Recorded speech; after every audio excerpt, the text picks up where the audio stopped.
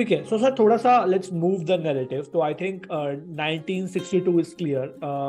Then of course as you said कि बहुत सारे चेंजेस हुए इंडिया में, which of course you are mentioning there are some political changes that happened. Autonomous जो power है army को या मिलिट्री को स्पेसिफिकली, वो दी गई, and the politicians were not controlling the narrative. Then the army was basically controlling, doing their job, and of course आज भी जैसे हम देखते हैं, I think it would be the same thing wherein they respect and obviously they respect the political side of it, but at the end of the day जो military है, जो officials है, उनको पावर है. आपको जिस तरीके से डील करनी है सिचुएशन आप डील कर सकते हैं specifically on the ground. But from there on comes 1967 which I think we should touch upon before moving ahead to the current narrative is, and I think you have written a book also about that year and that war that happened, जो बहुत कम लोगों को पता है. But explicitly if you can talk a little bit about that, what happened in 1967 from 1962 to 1967, and then जो India और China की लड़ाई होती है, which is a forgotten war, as you mention in even your book title says it's a watershed 1967 forgotten victory of India over China, right? What happened there? Why was it forgotten? And how uski wajah se how has that changed the narrative of last whatever 50 more years that have gone by? जी, तो 67 जब ये 65 का युद्ध हुआ, तो my book also starts with 1965, और 65 में जब ये इंडिया और पाकिस्तान का युद्ध हो रहा था पश्चिमी फ्रंट में, तब एक ऐसा एक मूव चाइना कर रहा था जिसके बारे में हमें ज्यादा पता नहीं है.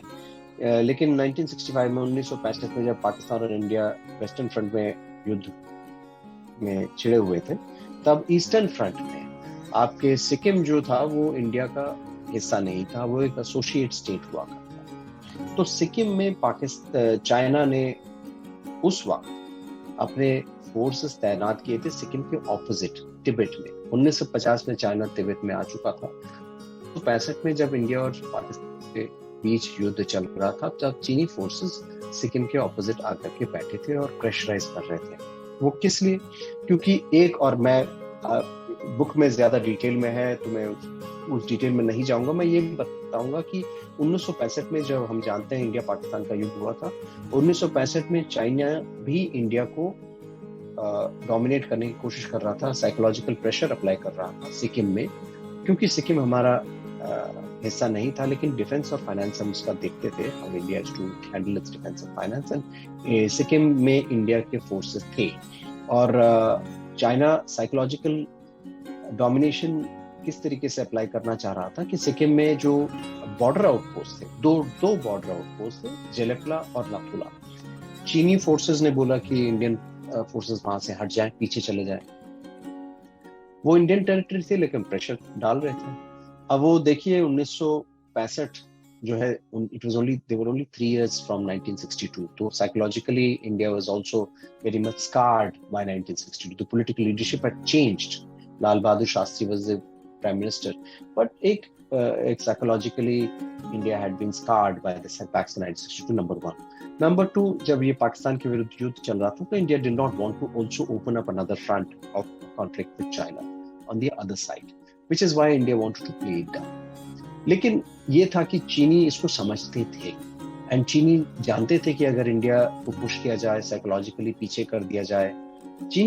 चाइना का ये भी प्लान था कि सिक्किम में आके ऑक्यूपाई करे और पाकिस्तानी फोर्सेस कश्मीर में आए.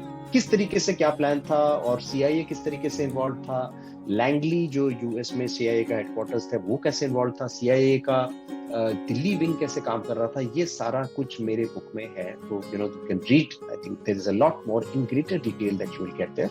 तो ये प्लान था चाइना का कि चाइना सिक्किम में आए, पाकिस्तान कश्मीर में आए, और push India to sit across the table and barter कि भाई हम सिक्किम से वापस चले जाएंगे, चाइना आप कश्मीर पाकिस्तान को दे दीजिए. लेकिन ये जो प्लान था ये एक्चुअली फ्रक्टिफाई नहीं हुआ, एग्जीक्यूट नहीं हुआ, इस नतीजे पे नहीं पहुंचे, क्योंकि पाकिस्तान का जो प्लान था to come to Kashmir through of Gibraltar, जो कश्मीर में आकर के इंटरनली इंसर्जेंट फोर्सेस यूज करके भड़काना और मेन आर्मी उसके बाद में ले आना, एक ऑपरेशन ग्रैंड स्लैम कहते थे उसको, तो वो करना पाकिस्तान के हित में नहीं हुआ, क्योंकि Pakistan could not succeed. Instead India went very close to Lahore. So because Pakistan couldn't succeed, China couldn't execute the Sikkim plan of coming in. पर चाइना ने जब इंडिया को पुश किया था जेलेफ्ला और नाथुला के बॉर्डर आउटपोस्ट से वापस जाने के लिए, तो जेलेफ्ला से तो इंडिया वापस चला गया. वहां पे 27 आर्मी डिवीजन जो है उसके अंडर में होता था, तो वहां पे जो फोर्सेस थी इंडिया की वो जेलेफ्ला से पीछे. लेकिन नाथुला में जो 17 डिवीजन के अंडर होता था, वहां पे वो होता था, वो इलाका होता था, एक जनरल सगत सिंह इंडिया के थे, major general Sagat Singh, that time major general, उनके अंडर में. उन्होंने ही refused to move back from Nathula. He refused to move his forces from Nathula and he took on his own superior officers. He said, "No, I will not agree to do that." He took on the Chinese. So that started a friction, because China was psychologically kind of pushed back. अरे ये तो हम तो मानेगी. And this was 1965. 65. So that started. उसके बाद में क्या हुआ? China was becoming stronger. It became nuclear power. All of that happened. Doklam जो हम 2017 में देख रहे थे, वो 1966 में पहली बार हुआ था. तो डोकलम में चीनी फोर्सेस आ गए. They thought, अब 66 में, 65 के बाद की बात कर रहा हूँ, 66 में डोकलम में जब चीनी फोर्सेस आए थे, India had a new prime minister. Lal Bahadur Shastri had died in Tashkent. We know that. After the 1965 war. 66 में Indira Gandhi was the prime minister, new prime minister, lesser seats she had. I don't want to go into the details, but she found it very difficult to really become a prime minister, become the leader of her own party. And a lot of issues she had faced with a lot of bigger leaders, etc. So China understood that this was a woman who had come and, young woman who had become prime minister, didn't have the kind of political heft that Jawaharlal Nehru had or Lal Bahadur Shastri had. This is a good time. So again, China tried to play on that. Doklam mein aake baithe. Mrs. Indira Gandhi took that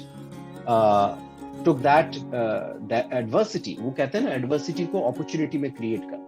So she was good at that. She turned that adversity into an opportunity by raising a very aggressive posture against China when China came to Doklam. उसके बाद 1966 and 67 के शुरू में China ने 2 India के diplomat से उनको बंदी बना दिया. उनको बोला कि भाई आप लोग स्पाई कर रहे थे, because they were just taking pictures in some place. They were posted there in Beijing. उसमें पीकिंग बोलते थे जी. तो वहां पे पिक्चर ले रहे थे कैमरा से, उनको पकड़ के बंद कर दिया. अब मिसेस इंदिरा गांधी ने यहाँ पे क्या किया? She detained or put under arrest the entire Chinese consulate, और बोला कि भाई यहाँ पे the whole consulate is now detained. So now when that happens, two nations can go very close to a war, because वो आपने consulate ही बंद कर दिया, उसको पूरा ही that is very different from the norms. But so what China did, Mrs. Gandhi would do 2 steps ahead, go 2 steps ahead. So that's how things were slowly rolling down a slippery slope. और 1967 में जब ये diplomat पे tussle हुई और Chinese ने क्या किया, उसके बाद में चाइना ने बोला कि ठीक है, हम अपने डिप्लोमेट्स वापस बुला लेंगे.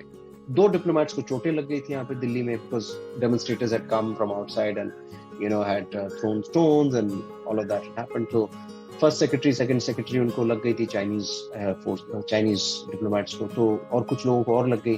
तो फिर इंडिया ने बोला कि भाई आप हमारे डिप्लोमेट्स छोड़ दीजिए. तो those 2 diplomats underwent a public trial in China और उनको फिर वहां से हांगकांग भेज दिया गया. But counter pressure was put on China. Chinese government ने एक प्लेन भेजी इंडिया में to take their diplomats back. Mrs Gandhi said, we are not allowing refuelling facilities for your plane. तो इट वाज कि अच्छा अपना तेल खुद लेके आइए. And those kind of things happened, which were pushing India and China on the brink of a conflict, which finally would take place in September 1967. 2 conflict हुए, नाथुला में पहले और फिर चोला में. What happened, how it happened, the book has almost a day-to-day detail, minute-to-minute detail. आंखों देखा हाल है किताब में. और इसको To put that together, I spoke with multiple sources. I looked at reports, documents. I spoke with veterans, diplomats, analysts, journalists of that time. And it's an incredible account of what happened in those two battles of Nathula and Chola, जिसमें Indian forces got the better of China. और सिर्फ यही नहीं. What happened was, because of those two consecutive victories, it changed the narrative. तब तक narrative क्या थी कि China would dominate this subcontinent, this region. अब 1967 की जो conflict थी, जो दो battles थे, they changed the narrative in the region in India's favor. They wrested the psychological narrative from China into India's favor. That is why 1967 was a political and military watershed, and a historical one. क्योंकि 1967 के बाद में 50 साल जो है नाथुला चोला के victories के बाद में 50 साल, more than 53 years, 53 साल तक इंडिया और चाइना कोई कॉन्फ्लिक्ट में गए नहीं, कोई लड़ाई नहीं हुई, except for 2020 which is a skirmish which happened. But Nathula और चोला के बाद में कभी नहीं. नाथुला और चोला में around 700 to 800 people died, but nobody spoke about that. It was forgotten. It was forgotten by the historians. अगर जब मैं किताब लिख रहा था, जब मैंने लोगों से, you'll be surprised, ताज्जुब होगा आपको सुनकर के कि even in the armed forces people were not aware, because it was conveniently shelved. It was always called a skirmish, but I prefer to call it the Nathula Chola battles, because वहाँ पे 800 लोग 700 लोगों की death हुई. हमारे कई जो है सोल्जर्स वहाँ पे मारे गए, and they fought bravely, those brave hearts, and it will be doing disservice to them if we were to shelve those two conflicts or call them mere skirmishes when they were actually battles. Thank you दोस्तों, आपने इस clip को देखा. अगर आपको ये clip अच्छी लगी हो तो पूरे पॉडकास्ट को जरूर देखिए दोस्तों. काफी डिटेल में हमने बहुत सारे पॉइंट्स को डिस्कस किया है पॉडकास्ट में. लिंक आपको डिस्क्रिप्शन में मिल जाएगा. पॉडकास्ट को एंजॉय कीजिए और वीडियो को लाइक जरूर कीजिएगा. चैनल को भी सब्सक्राइब जरूर कीजिएगा.